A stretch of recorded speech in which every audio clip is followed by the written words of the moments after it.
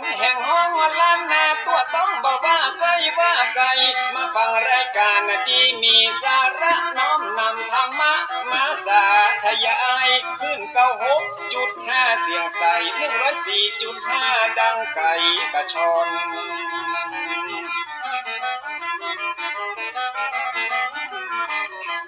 ของบ่ดีบ่เอามาตำของบ่ลำบ่เอามาป้อนปรมัตถธรรมที่เป็นยอดมอนของพระชินวรทรงตรัสสอนสั่งมันมาสัพพะเรื่องในล้านนาและภูมิปัญญาของคนบ่เก่าถ้าบ่ฟังคนเฒ่าตุเจ้าเปิ้นสอนมีพระตัวขาดนอนมีที่นอนขาดมุ้ง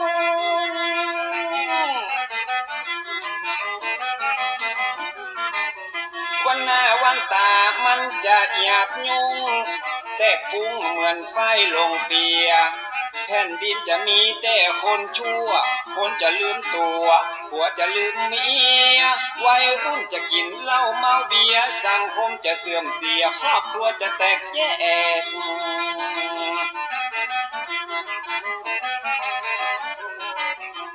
ฟังคนเฒ่าตุเจ้าเพื่อนสอนมีผ้าตัวมีหมอนมีที่นอนมุ้งแขก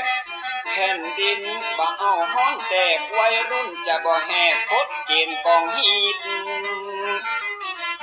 จะดีรายการธรรมะสร้างสรรค์ชีวิตฟังเตอะจะมีแต่คุณประโยชน์ฟังธรรมะแล้วพิจารณาบ่ใจเข้าหูขวาแล้วออกหูซ้าย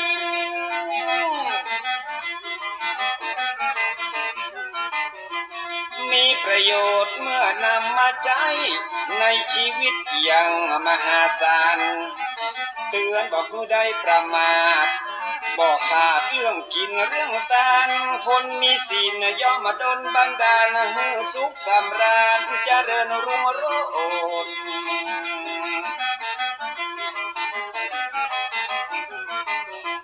พ่อคนเฒ่าเปิ้นเข้าวัดวาดน้อมนำศีลมารักษาภายโพดคนบาเดียวจิตใจเหี้ยมโหดขี้มิ่งขี้โคดอยากจ้าป่าเพื่อนไว้วอนเอาแบบคนเฒ่ากำผัดเจ้าเปิ้นสอนแล้วจะเย็นเมื่อนอนแล้วก็ฮ้อนเมื่อนั่ง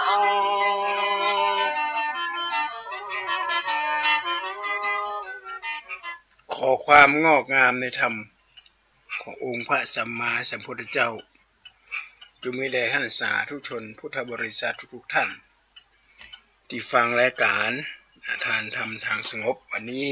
อาตมาภาพพระครูประรัตน์อุทัยรัตนปัญโยด็อกเตอร์ผู้ช่วยเจ้าอาวาสวัดพระศรีวรมหาวิหารอำเภอเมืองจังหวัดเชียงใหม่ก็ได้มาพบปะกับญาติโยมทุกๆวันศุกร์ของสัปดาห์ซึ่งในวันนี้ก็ตรงกับวันที่23เดือน5เหนือคืน14ค่ำหรือเดือน3ของจันทรคติ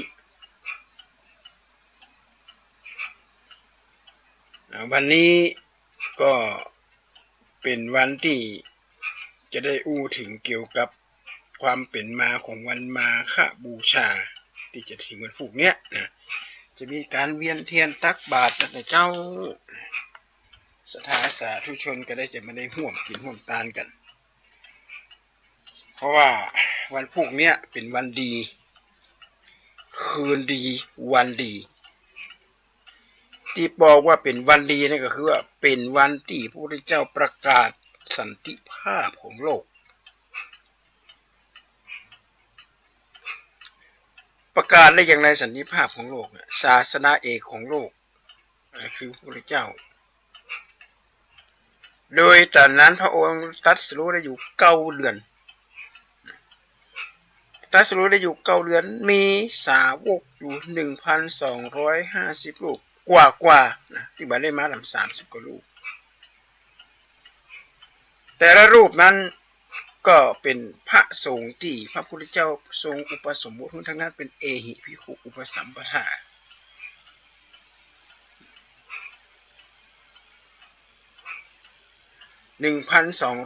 1,250 รูป 1,250 รูปเนี่ยนะพระสงฆ์มาชุมนุมกันไม่ได้มีการแจ้งเตือนหรือบอกกล่าวล่วงหน้ามาด้วยบัดได้นัดหมายที่เมืองเวรุวันนกรุงราชคฤห์แคว้นมคธอันนี้ก็เป็นเรื่องที่อัศจรรย์เป็นอย่างมากเลยเคยมีเหตุการณ์อย่างนี้เกิดขึ้นในพุทธศาสนา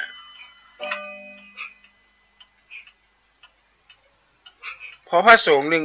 1,250 รูปมาชุมนุมกันเนี่ยพระองค์ก็ทรงประกาศสันติภาพที่เกิดขึ้นว่าพระสงฆ์ที่จะไปเผยแผ่ศาสนาในแคว้นต่างๆเวลาไปประกาศพุทธศาสนานั้นน่ะก็อย่าได้ไปว่าร้ายคนอื่นจะไปติเตียนคนอื่นจะไปว่านั่นว่านี่กับคนอื่นอย่าไปเบียดเบียนคนอื่นถึงแต่รักธรรมะในทางพุทธศาสนาอย่างเดียวอย่างอื่นบ่เกี่ยวนี่เป็นวันที่พระพุทธองค์ประกาศสันติภาพของโลกเลยเปิดห้องวันนี้ว่าเป็นจาตุรงคสันนิบาตแยกทรัพย์อปัจจอินะหนึ่งจาตุรงแปลว่า4องค์แปลว่าส่วนสันนิบาตแปลว่าประชุมฉะนั้นจาตุรงสันนิบาตเนี่ยจึงหมายความการประชุมด้วยองค์4ประการญาติโยมฟังให้ดีเนอะประการที่1นั้นเป็นวันที่พระสงฆ์สาวกของพระพุทธเจ้า 1,250 รูปมาประชุมกันที่เวรุวันกรุงราชคฤห์โดยไม่ได้นัดหมายอันนี้เป็นประเด็นที่1ประเด็นที่2พระสงฆ์เหล่านั้นล้วนแต่เป็นเอหิภิกขุอุปสัมปทาเอหิภิกขุอุปสัมปทาคือพระพุทธเจ้าเป็นอุปสมบททั้งนั้น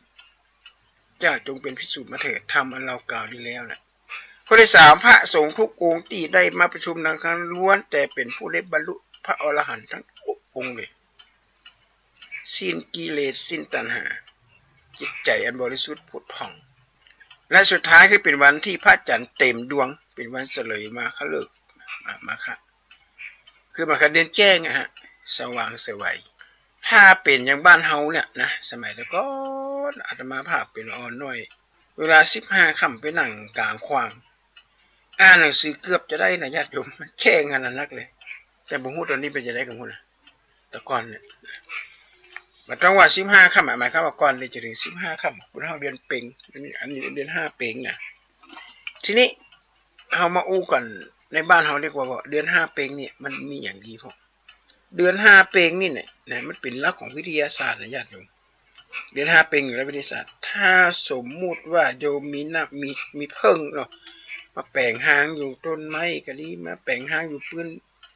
หอปืนเฮือนปืนใจคาก็เป็นเนี่ยเป็นเพิ่งหางน่ะเปิดให้เอาน้ำเพิ่งวันนั้นน่ะอันน้ำเพิ่งวันนั้นน่ะวันเดือนวัน5เพ็งเปิดว่ามันมีอิทธิฤทธิ์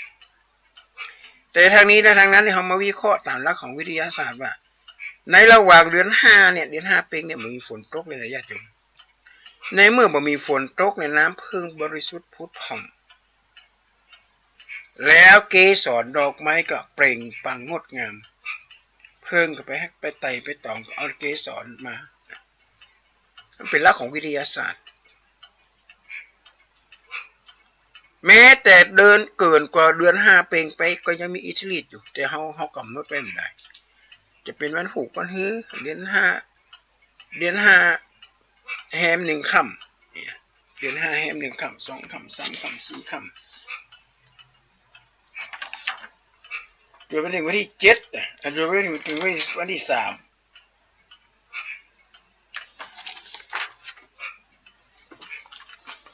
เดือนแฮ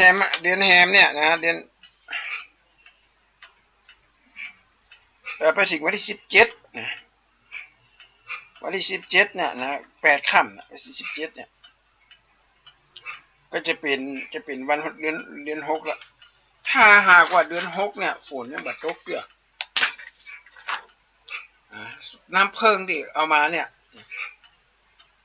คำว่าอภินิหารคือว่ามีฤทธิ์นี่หมายความว่าบ่มีฝนตกเลยนะญาติโยมหน้าแล้งเนี่ยเปิดเอาน้ำเพิงกันถ้าหน้าฝนบ่ค่อยนิยมกันมันชื้นนะน้ำเพิงเนี่ยได้มามันเจือปนเป็นน้ำฝนแล้วก็เกสรดอกไม้ก็บ่เคยเปล่งปลั่งหน้าเนี่ยญาติโยมหน้าแล้งเนี่ยโอ้ดอกไม้มันออกนะพอออกเสร็จมันก็ออกหน่วยล่ะหน่วยเกสรมันก็มีเพิ่งมีอย่างมาแต่ไม่ต้องตีเปิ่นเฮาว่าเดือน5เพ็งน่ะแล้วก็เอาน้ำข้าวมีนส้มปล่อยนะส้มปล่อยเนี่ยเปิ่นก็เอาเดือน5เพ็งน่ะเดือน5เพ็งมันผูกเนี่ยก็แจ้มมาก็ประเด็ดส้มปล่อยเอามาตากถ้าเฮาวิเคราะห์ตามหลักของวิทยาศาสตร์ก็คือว่ามันร้อนกลางวันญาติโยมปอดร้อนร้อนว่ากลางวันเนี่ยแต่เมื่อคืนนี่อากาศหนาวเลยเย็น16องศาแต่คืนที่ผ่านมานี่16องศาแต่กลางวันนี่ร้อนพอความร้อนมันมาหนักๆเนี่ยนะก็ทำให้ส้มปล่อยขมิ้นส้มปล่อยเนี่ยมันแห้งเว้ยแล้วก็เอามาแป่งยา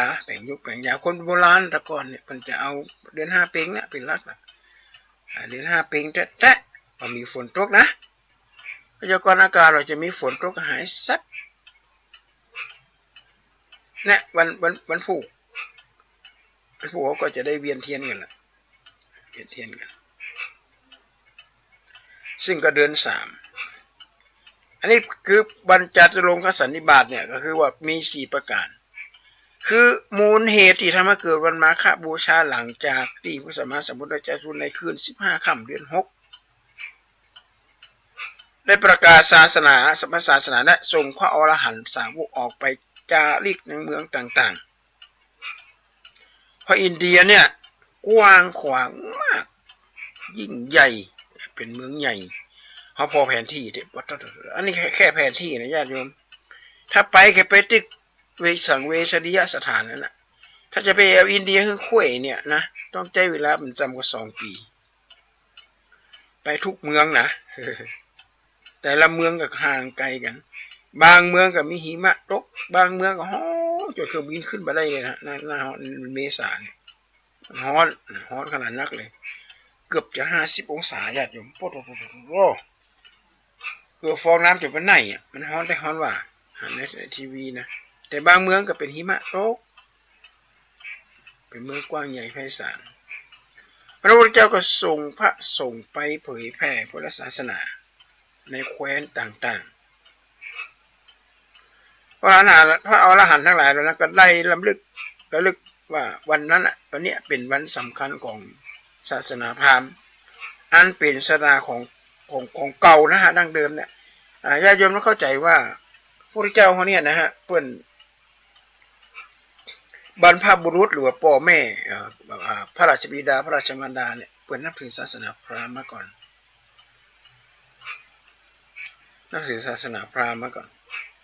เปิดมีวรรณะเป็นกษัตริย์นี่แปลว่านักรบนะราชาแปลว่าผู้มีธุรีบนศีรษะหรือว่าเป็นผู้เป็นใหญ่ในแว่นแคว้นก็ได้นั่นแปลได้หลายอย่างผู้มีธุรีอยู่บนศีรษะนี่ก็คือว่ามีพระราชกรณียกิจบ่เคยมีไผตุกต่อกับพระราชามหากษัตริย์ทุกแม่บ้านทุกสัมพันธ์วัดทุกของเจ้าฟ้ามหากษัตริย์คนพ่อมาหูหลายญาติโยมเฮาโนเป็นมีความสุขบัดใจอ่ะ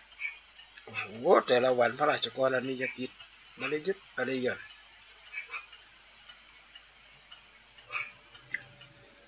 ทีนี้พระองค์มีต้นตระกูลต้นแบบก็คือเป็นศาสนาพราหมณ์มาก่อนนะต่างก็ว่าเป็นวันสำคัญของศาสนาอันเป็นศาสนาก่อนที่จะหันมานับถือพระธรรมวินัยของสมณโคดมหรือพระพุทธเจ้าและในลัทธิศาสนาดั้งเดิมนั้นเมื่อถึงวันเพ็ญวันมาฆมาสจะมีผู้เราศรัทธาพราหมณ์นิยมกันว่าวันนี้เป็นวันศิวราตรีค คือจะมีการบูชาพระศิวะโอมศิวะโอมศิวะนะครับเขาไปเอาอินเดียนี่นะโอมนมะศิวะอาตมาภาพเวลาไปอินเดียนะไปอยู่อินเดียเนี่ยซื้อของซื้ออย่างเนี้ยนะ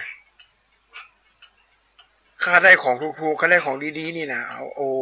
มนมะศิวะโอมนมะศิวะก็นี้ก่อนได้เอาของดีๆมาเนี่ยเพราะว่าคนอินเดียเป็นนับถือพระศิวะโอมนมะศิวะโอมนมะศิวะโอ้ผมชอบโอมศิวะโอมศิวะอีนะเป็นวันศิวราตรีด้วยการร้อยบาปหรือล้างบาปด้วยน้ำแต่วันนี้ก็เป็นศาสนาเหล่านี้ก็ค่อยๆหายไปเพราะว่าเป็นศาสนาแห่งเทวนิยมคือหมายความว่าอ้อนวอนนะเป็นศาสนาที่เป็นอ้อนวอนต่อพระเจ้าภาษาปรัชญาประวัติด็อกมาที่ว่ามีทฤษฎีที่ว่าต้องการเหตุและผลอย่างนั้นไว้พระเจ้าก็คือพระพรหมของเปิ้นนะเปิ้นจึงบอกว่าเปิ้นเกิดมาพระพรหมเป็นผู้ลิขิตเกิดมาเป็นคนรวยกับพระพรหมลิขิตให้เป็นคนรวยเกิดมาเป็นคนทุกข์กับพระพรหมก็ลิขิตให้เป็นคนทุกข์พอใจด้วยนะมันพอใจด้วยคนนับถือศาสนาพราหมณ์เนี่ยปรัชญาของศาสนาพราหมณ์เนี่ยเปิ้นบอกว่าไม่เบียดเบียนผู้อื่นถึงแม้ว่าศาสนาพราหมณ์จะมีหลายนิกายแต่บอกให้เข็นฆ่ากันนะญาติโยมคนนับถือศาสนาพราหมณ์เนี่ยน่าแปลกเฮาต่างหากที่ไปย่ำยีมันไปปั่นหูพระศิวะปั่นหูเทวดาหับใจหันหับใจนี่โอ้โหพระพรหมนี่เปิ้นกับเปิ้นเคยเดือดร้อนเลยพระพิฆเนศถือเป็นโทรศัพท์น่ะเป็นปั้นนะเปิ้นกับบ้าอย่างพระพิฆเนศสมัยใหม่พระพิฆเนศนั่งเล่นโน้ตบุ๊กเลยไปดูที่พิพิธภัณฑ์มันก็สนุกดีนะสิ่งเหล่านี้นี่เฮาก็บ่ได้ปฏิเสธว่ามันบ่ดีนะญาติโยมมีแล้วแต่ความเชื่อของคนความเชื่อของศาสนาเฮาจะไปว่าเป็นง่าวก็ไม่ได้นะเพราะเป็นถือของเพิ่นแต่ทางนี้ทางนั้นนี่พุทธศาสนานั้นเป็นศาสนาที่ทางองค์การสหประชาชาติเป็นว่าเป็นศาสนาที่เกี่ยวข้องกับหลักของวิทยาศาสตร์หลักของวิทยาศาสตร์ที่เป็นบอกว่าไม่มีอะไรเกิดขึ้นแบบลอยๆมันต้องมีเหตุผลแหละฟ้าแม่ฟ้าห้องฟ้าผ่าเนี่ยแล้วคนที่นับถือศาสนาดั้งเดิมก็ว่าพระเมขลาอสูรเนี่ยแบบเมขลาเอาแก้วเขาล่ออสูรก็เอาลูกธนูอย่างเอาขวานไปขวางเนี่ยก็คือมันแต่งขึ้นมานะมันแต่งขึ้นมาสิในหลักของวิทยาศาสตร์เนี่ยมันก็ต้องบอกว่ามันมีเหตุปัจจัยละมันมีขั้วบวกขั้วลบมีประจุไฟฟ้าที่พระเจ้าตรัสไว้ในทารุคันธสูตรญาติโยมดูก่อนพิสูจน์ทั้งหลายอันนี้เป็นที่มาของสารยูเรเนียมนะเคยเห็นกอไผ่ไหมเห็นพะยะค่ะกอไผ่นั้นผู้มีฤทธิ์ทั้งนั้นที่เสกกอไผ่ให้เป็นน้ำก็ได้เสกให้เป็นไฟก็ได้เสกให้เป็นลมก็ได้อันนี้ไอน์สไตน์ไปนี่เอาทฤษฎีนี่มาสารยูเรเนียมที่เอามาทำระเบิดปรมาณูจริงๆแล้วสารยูเรเนียมบ่ได้เอามาทำระเบิดปรมาณูโดยเฉพาะเปิ้นแปลงมาสำหรับพลังงานไฟฟ้าประเทศญี่ปุ่นเป็นกันยังใจเลยเพียงแต่ว่าถ้าเกิดวันใดวันหนึ่งมันหัวมาเนี่ยนะมันต้องไปรู้ถึงละเราก็เรียนบาได้มาได้กันหุยซ่าว่าญาติโยมมันแห้งขนาดนักเลยนะสารยูเรเนียมเนี่ยนักมันแรงมากที่ปุ่นอาจงลงประเทศญี่ปุ่น2488ตึ้มเลี้ยวในปรัญญาดอกเฮ็ดโคนนี่ตายไปแสนพลานุภาพของรังสีปรมาณูจริงๆนะเพิ่นไม่ได้เอามาใจแบบนี้แต่คนมาเอามามีประเทศหลายประเทศนะที่ผลิตระเบิดนิวเคลียร์เพื่อที่จะต่อเอาไว้เป็นหัวลบ องค์การสหประชาชาติเป็นก็มีการเข้มงวดกวดขันล่าแต่ละประเทศเป็น5 มือมีการใช้สิ่งเหล่านี้พระพุทธศาสนาเป็นศาสนาทั้งเหตุและผลโดยที่พระพุทธเจ้าเขาไปศึกษา18 ปริญญาญาติโยมแต่ละปริญญาเนี่ยเพราะฉะนั้นพระพุทธเจ้าจึงสามารถยังหูดินฟ้า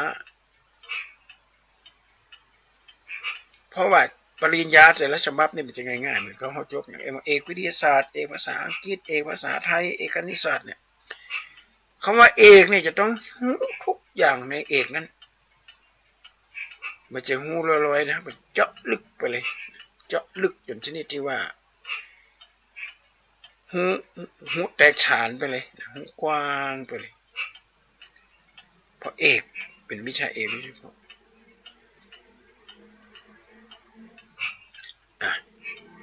เป็นเรื่องราวที่เขาจะต้องเข้าใจว่าพุทธศาสนาเป็นศาสนาเหตุและผลดังนั้นพระภิกษุทั้งหลายเปื่อนกันได้เลิกการนับถือสิ่งเหล่านี้หันมานับถือพระเจ้าเอาเหตุและผลมาจับกันธรรมทั้งหลายเกิดจากเหตุเขาว่าธรรมทั้งหลายนะธรรมะแปลว่าหน้าที่ทั้งหลายเกิดจากเหตุธรรมชาติก็สร้างธรรมชาตินั่นแหละเหตุมาสร้างจากธรรมชาติต้นไม้ใบหญ้าภูเขาเหล่ากาที่เกิดอวดขึ้นมาเนี่ยล้วนแล้วแต่เกิดจากเหตุเกิดจากเหตุก็นั่นคือหน้าที่ธรรมะก็คือหน้าที่สาเหตุสำคัญที่ทำให้สาวก 1,250 องค์มาประชุมกันนั่นแหละโดยมาจากในวันเพ็ญเดือนตามกติพราหมณ์เป็นวันศิวราตรีสาวกเหล่านั้นจึงได้เปลี่ยนจากการรวมกันเป็นพิธีสำรับบาปมาเฝ้าพระพุทธเจ้าแทนทีนี้ความสำคัญของวันมาฆบูชาเนี่ยคือโอวาทปาติโมกข์หลักคำสอนของพระพุทธศาสนาเป็นหัวใจของพุทธศาสนาที่พระเจ้าตรัสด้วยคาถาถึงที่พระองค์ตรัสแก่พระอรหันต์ 1,250 รูปผู้ไปประชุมมุงกันด้วยมันนัดหมาย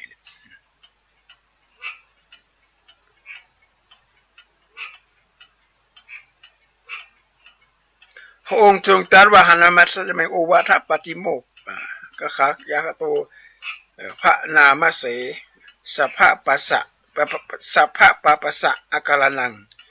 การมาทำบาปทั้งปวงอันนี้สำคัญที่สุดในการมาทำบาปมันคือการมาสร้างความเดือดร้อนให้ไผ่มันต้องไปกลัวอยู่ที่ไหนไผ่ก็เรื่องอย่างนี้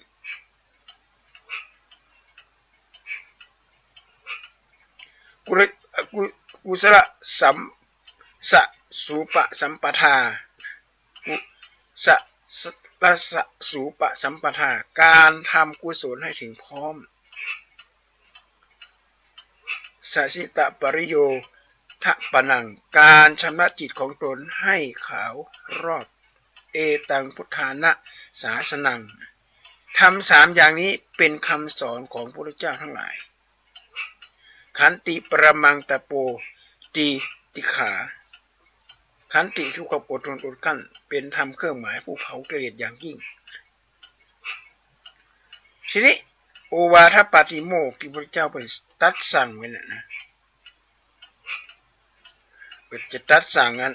ธรรมะ6 อย่างนี้เป็นคำสอนว่าจะตัดสั่งสถานที่สำคัญที่ว่าด้วยกันมาฆบูชานะฮะพระพุทธรูปที่ยืนกลางมณฑลมหาสังฆสันนิบาตในโบราณสถานที่เวรุวันนั้นเป็นเมืองราชคฤห์รัฐพิหารอินเดียเป็นเมืองที่พระพุทธเจ้าปัจจุบันนี้คนจะจารึกไปเอี่ยวกันนักอาตมาภาพไปครั้งแรกเนี่ยขนลุกเลยญาติโยมโอ้เป็นบุญญาวาสนาที่ได้ไปเข้าไปนั่งในที่พระพุทธเจ้าเพิ่นแสดงธรรมคือหมายความว่าไปท่านน่ะนะน้ำหูน้ำตาไหลมันกั้นน้ำตาไม่อยู่หรือว่าปลาปื้มปิติเป็นอย่างมากเลย โอ้โหเฮามาถึงเมืองนี่แล้วกันเนี่ยแล้วประเทศอินเดียนี่มันมีมนต์เสน่ห์อยู่อย่างหนึ่งบอกว่าจะยืนอยู่จุดไหนจะได้กินธูปหอมเลยญาติโยมกินธูปกินดอกไม้มันหอมตลบอบอวน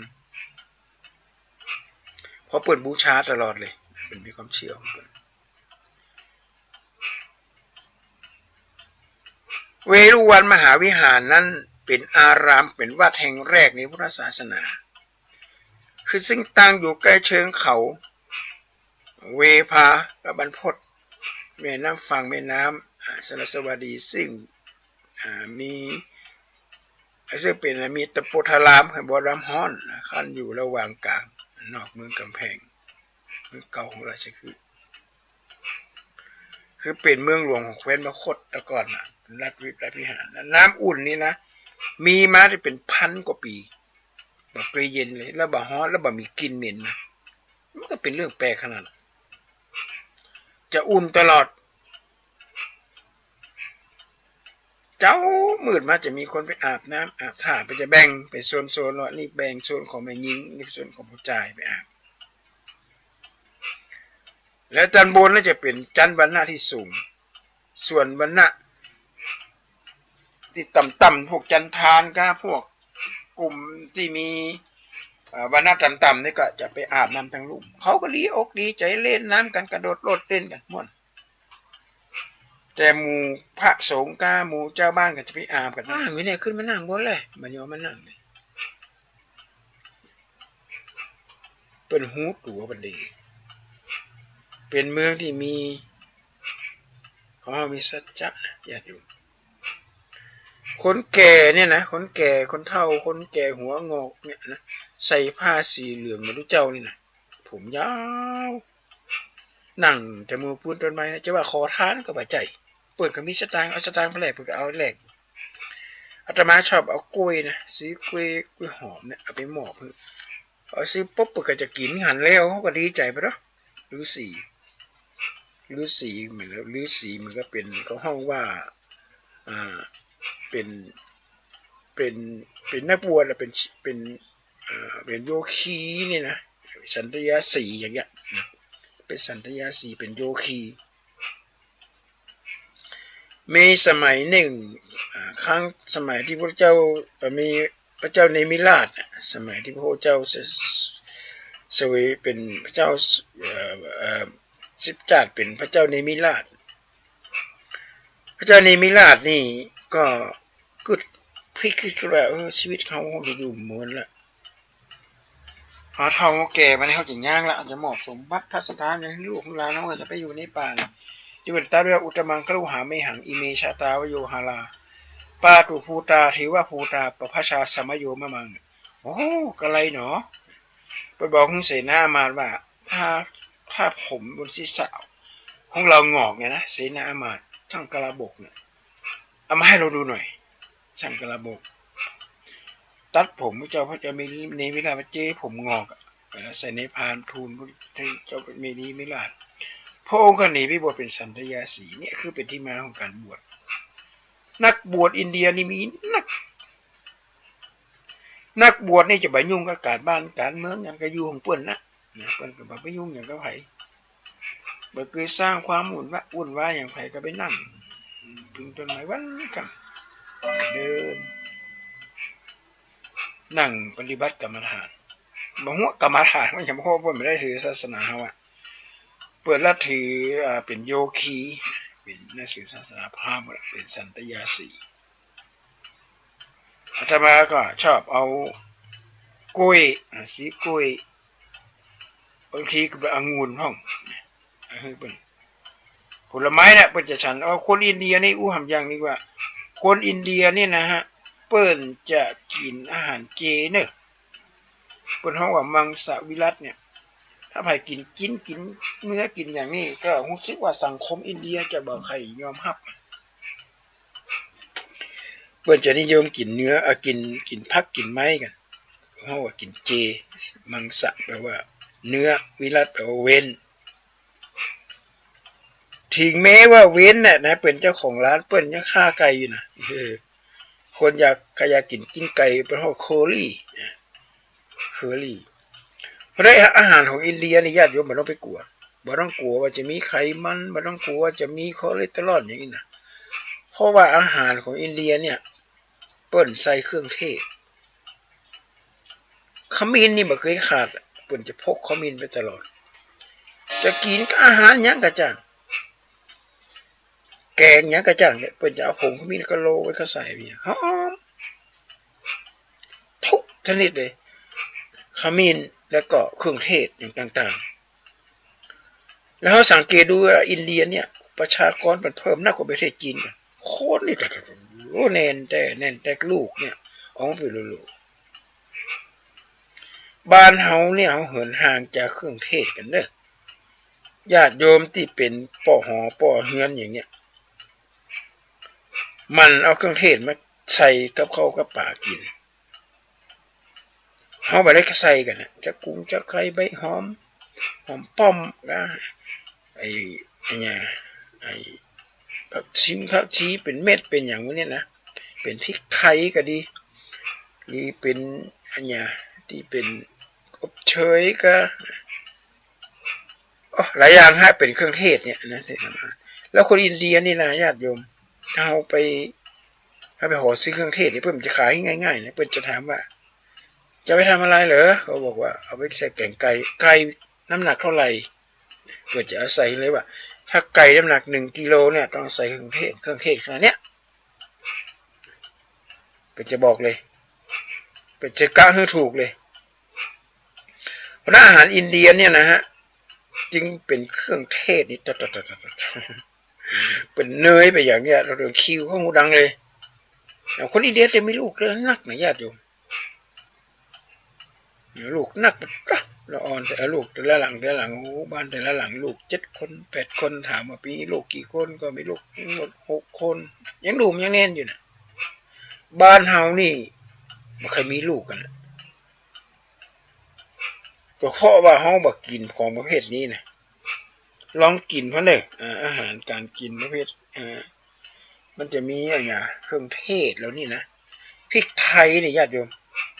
พริกไทยก็ขิงผงเนี่ยขิงผงไปซื้อขิงผงที่เขาบดมันนะเขาขายแต่ร้านขายยาเนี่ยญาติโยมขีดนี่บักกี่ตังบักกี่บาทเป็นอบจนแห้งนะ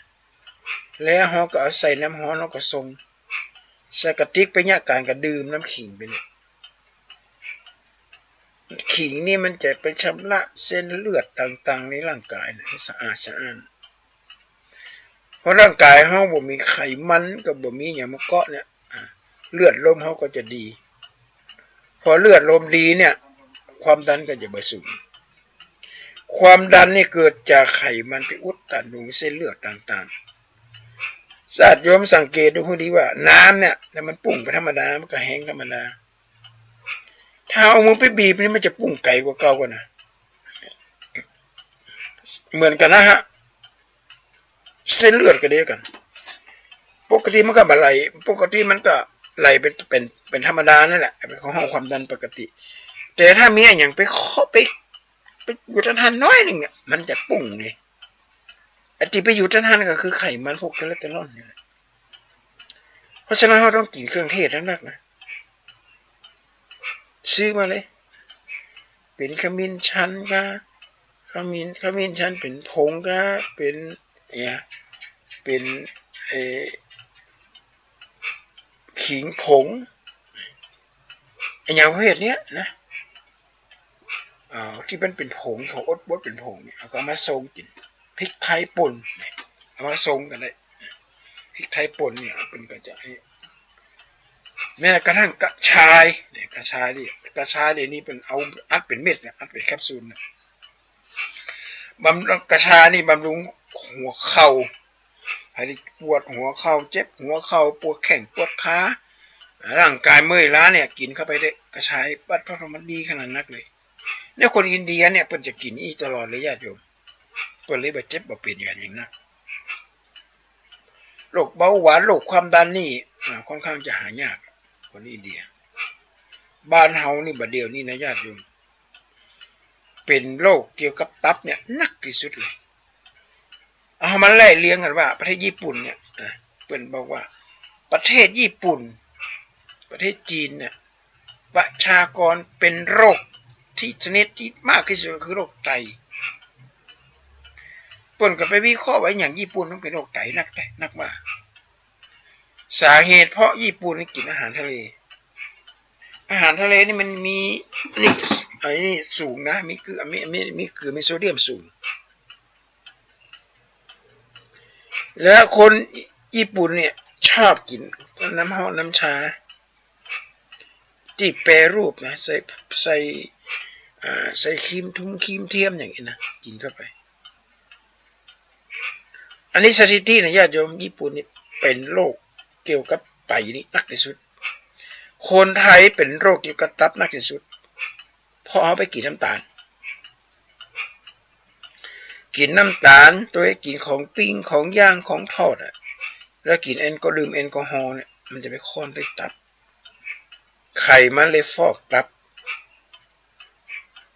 บัดนี้เป็นกันตายไปไม่ล่วงเนี่ยญาติโยมศพมาตั้งที่วัดพระสิงห์เนี่ยนะอายุอยู่ในหนุ่มเนี่ยแต่ไปอย่างเนี้ยไม่เฮงที่ไหนไม่เฮงนี่ตับกินเหล้านักบ่กินนะท่านเหล้าบ่กินบุหรี่บ่สูบอยู่ดีๆก็เป็นไม่เฮงนี่ตับเนี่ยญาติโยมท่านพอลองไปตรวจสอบไปวิเคราะห์ดูถึงบ่กินเหล้าแต่ชอบพฤติกรรมชอบของปิ้งของย่างของทอดของหวานอย่างเงี้ยนะเราเนี้ยอันตรายเลยอันตรายเพื่อกินปองปีปองเดือนก็จะไปกินนะคะเจนของประเภทนี้บุหรี่ก็เหมือนกันนะญาติโยมสารนิโคตินนี่อันตรายมากเลยคนอยู่ใกล้ชิดก็อันตรายคนสูบยิ่งอันตรายเลยถ้าอยากจะรู้ว่านิโคตินอันตรายหรือบ่อันตรายนะลองสูบเข้าไปแล้วก็เป่าเข้าไปแต่สำลีนะฮะ1 ม้วนเนี่ยสัก3 ม้วนก็ได้ว่าอาตมาเคยไปอบรมเกี่ยวกับสารเสพติดเพิ่นจะเอาผ่านเพิ่นจะเอาลมเนี่ยปานนะลมที่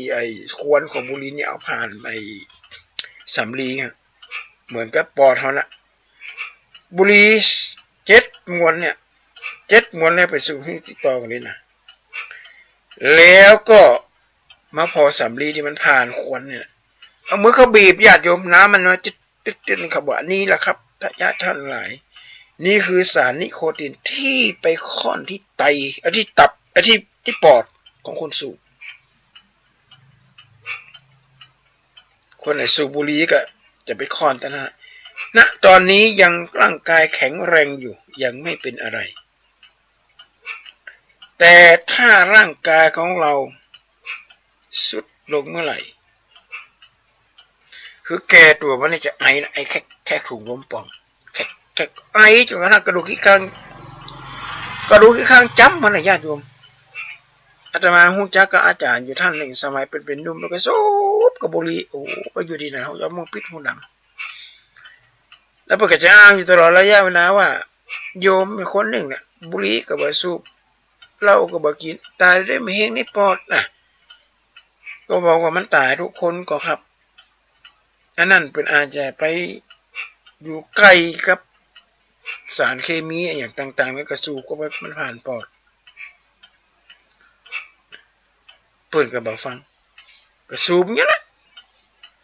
จนบ้านปลายชีวิตไอจนกระดูกขี้ข้างพวกหักไปจำเลยไอ้ก็ไปช่วยไปได้เลยหายใจทั้งคอเลยญาติโยมเจาะคออันนี้ผลลัพธ์จากการสูบบุหรี่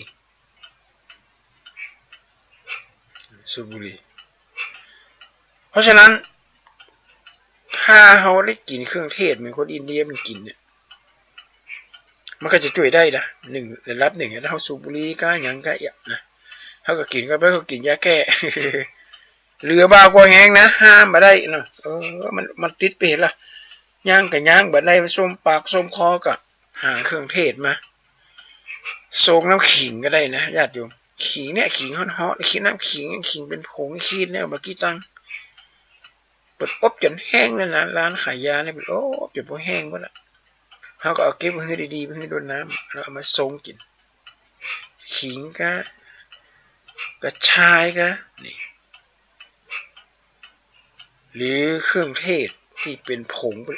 บดเป็นผงแล้วมาผสมกันมาดื่มหรือมาใส่อาหารแกงปลาเป็นยังใส่ข้าวมิ้นเป็นว่าแกงกินก็ยังใส่จะไข่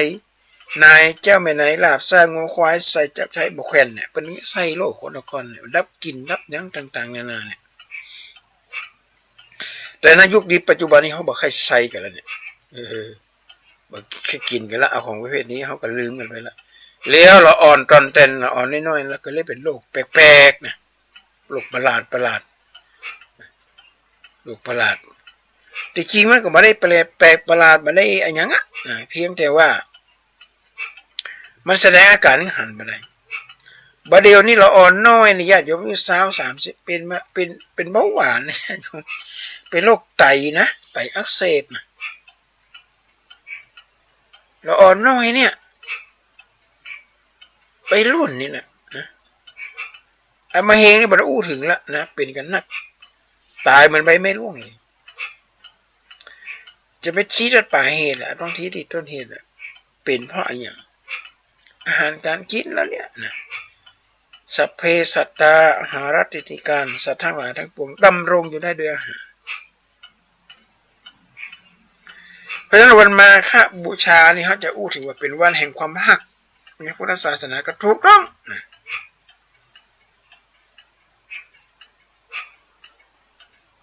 เพราะอย่างอ่ะพระเจ้าเป็นสั่งมึงไปย่างไผ่มึงไปด่าไผ่มึงไปว่ากาวไผ่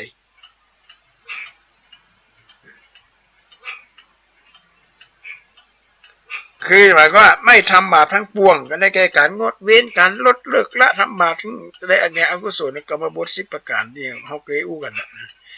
หนทางแห่งความชั่วมี10ประการชั่วทางกายชั่วทางวาจาชั่วทางใจชั่วทางกายแล้วก็เลยการฆ่าสัตว์ลักทรัพย์การประพฤติผิดในกามช่วงทางวาจาก็ได้แก่การอู้เทศบทบาทเดียวนี่มันเอานักขนาดนักบูเทศรวมไปถึงในอินเทอร์เน็ตไปในเฟซในไฟล์ในไลน์เนี่ยไผ่เป็นนี่ไผ่หูไผ่มีจู้มีกิ๊บมีกิ๊กมีแก๊กเนี่ยไผ่หูมัดบุนี้ชั่วทางใจก็ได้การอยากได้สมบัติของคนอื่นหรืออุปอาฆาตพยาบาทข้อที่2การทำกุศลให้ถึงพร้อมกันได้แก่การทำคุณงามความดีได้แก่กุศลมีความฉลาดกุศลกรรมบท10ประการอันเป็นความดีทั้งกายวาจาและใจความดีทั้งกายก็ได้กายกับบังคับฆ่าสัตว์มาทำร้ายคนอื่นมาเบียดเบียนผู้อื่นเนี่ยอันนี้เป็นหัวใจรักแท้ๆเลยพยาปัจฉังสุขังโลเกการไม่เบียดเบียนกันเป็นสุขในโลกแม่นกับญาติโยมว่าเบียดเบียนไผ่เนี่ยนะพูดเท็จเพื่อเจอกับผู้คำหยาบเปลี่ยวไหลในการทำความดีทางจิตใจก็ได้แก่การบรรโลภเอาทรัพย์ของผู้อื่นมาเป็นของตัวเก่าข้อที่3ทำใจให้ผ่องใสอันนี้สำคัญที่สุดเลยในหลักของจิตวิทยาเป็นถึงบอกห้ามมองโลกในแง่ร้ายมองโลกในแง่บวกแม้กระทั่งการไปคบค้าสมาคมเหมือนกันไผ่อุ่นในแง่ลบในไผ่มันเข้าใกล้ละอันนั้นกับบาดีอันนี้กับบาดีคนนั้นกับบาดีคนนี้กับบาดีไผ่บาดีสักคนทำใจผ่องใสโดยการทำเครื่องมือเข้าไปถึงความสงบ5ประการคือความพอใจในกามอาฆาตพยาบาทหดหู่ท้อแท้ฟุ้งซ่านรำคาญความลังเลสงสัยอันนี้เหล่านี้นะนำมาซึ่งความเศร้าหมองกับชีวิตและอุดมการณ์4ประการอดทนความอดกั้นที่แบบทำบาปบางสิ่งบางอย่างมันโอ้บ่ได้นะใจมันปาไปหันของมันวางอย่างนั้นขยี้ขเปียไปขเปิดเพราะมันมีอย่างนี้อันนี้มันเป็นข้อชั่วทั้งกายการมาเบียดเบียนคนอื่นก็ได้แก่การงดเว้นจากการทำร้ายก็โกรธคนอื่นการทำความสงบเกิดขึ้นได้แก่การสงบทางกายวาจาใจอย่างต่างๆนานาเหล่านี้นะ นี่พระเจ้าเพิ่นก็เลยส่งพระสงฆ์ไปประกาศศาสนาหนึ่งและไม่ว่าร้ายได้แก่ไม่กล่าวให้ร้ายหรือโจมตีคนอื่นข้อที่2ไม่ทำร้ายได้แก่การไม่เบียดเบียนผู้อื่น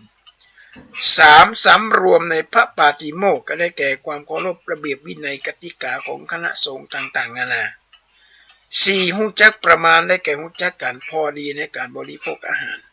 คือหมายว่าทำตัวให้เขาเลี้ยงง่าย5อยู่ในสถานที่อันเงียบสงัดได้แก่สถานที่สงบนิ่งในสิ่งแวดล้อมที่เหมาะสมแล้วก็ข้อที่6ฝึกจิตฝึกใจให้เกิดความสงบได้แก่การฝึกทำจิตใจให้มีคือจิตใจมันสงบดีอย่าดูถ้าจิตใจสงบดีมันยังกันดีทุกสิ่งทุกอย่างนะในวันนี้ก็อู้มาพอสมควรละนะมันผูกเงี้ยก็จะได้ไปใส่บาตรกันเนี่ยไปใส่บาตรฟังเทศน์ฟังธรรมหรือว่าสนทนาธรรมหรือจะฟังเทศน์ฟังธรรมยังกันได้นะซึ่งถือว่าเป็นกิจกรรมของชาวพุทธที่เขาปฏิบัติกันมาละ5 เพ็งเนี่ยนะจะต้องไปตานขันเข้าหาปู่หาแม่ตานขันเข้าหาสรรพสัตว์ทั้งหลายที่เขาได้เหยียบย่ำสัตว์ตัวน้อยตัวใหญ่ที่หันกะลิบริหันกะลิที่ว่าแต่หมู่อากาศกาสัมภเวสีอย่างต่างๆนานาเหล่านี้ถามว่ามีจริงก็สมัยข้าพุทธกาลเมื่อโลกพระเจ้าบรรดาไว้บุพเพตพีเนี่ยเป็นบอกทำบุญให้กับบุพเพตพีคือพ่อแม่พี่น้องปู่ย่าตาทวดคือได้รับส่วนบุญส่วนกุศลก็แสดงว่าพูดผีปีศาจสมัยก่อนก็ต้องมีจริงแต่ไม่ใช่ของหลอกไม่ใช่ของลวงหรอกนะเอาละอันนี้ก็ขอจากญาติโยมไปก่อนโอกาสในวันศุกร์หน้าซึ่งก็จะเดือนมีนาพุ่นนะจะได้มาพบกับญาติโยมใหม่ในวันนี้ก็ขอจากญาติโยมไปกันเด้อขอความสุขสบายตัวนี้แก่ท่านสาธุชนทุกท่านขอเจริญพร